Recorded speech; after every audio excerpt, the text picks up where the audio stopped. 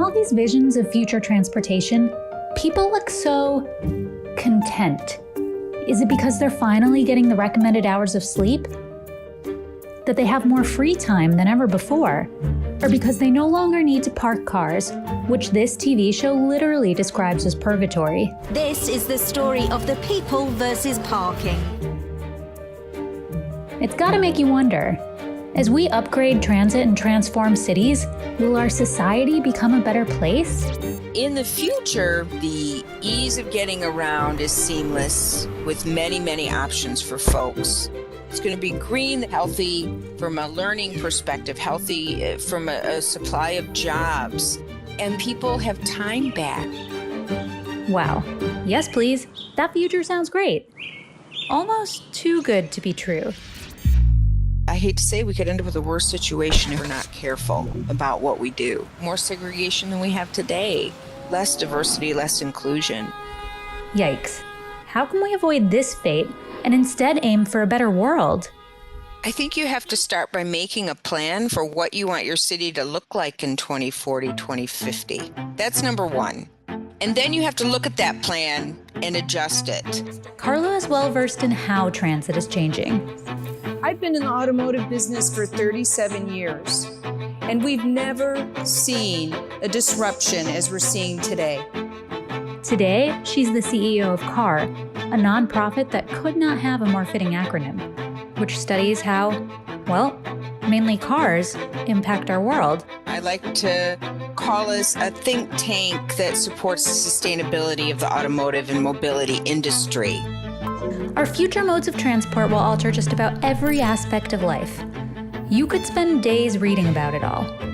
But since we're nearing the finish line and are out of cheesy jokes, let's go over the highlights, starting with safety.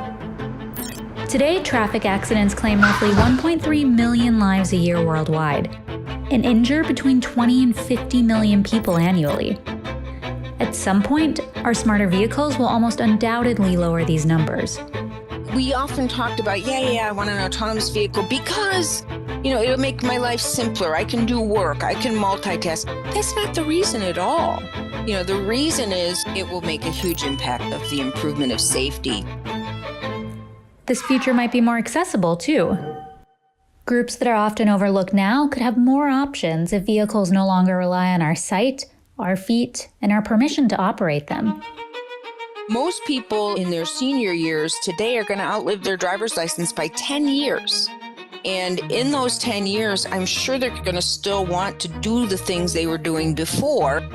And for persons with disabilities who have always been excluded, this opens a way to, again, enhance their lives. This new future could also level the economic playing field.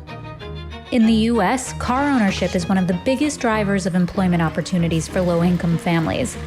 But if shared mobility services lower transportation costs to the point where we don't need our own cars, that barrier might be eliminated.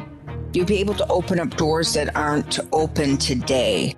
So in the future, the city should become more equal. Should be more equal. As we've been exploring the safer, more accessible future, we've heard the words should and could quite a bit. What gives?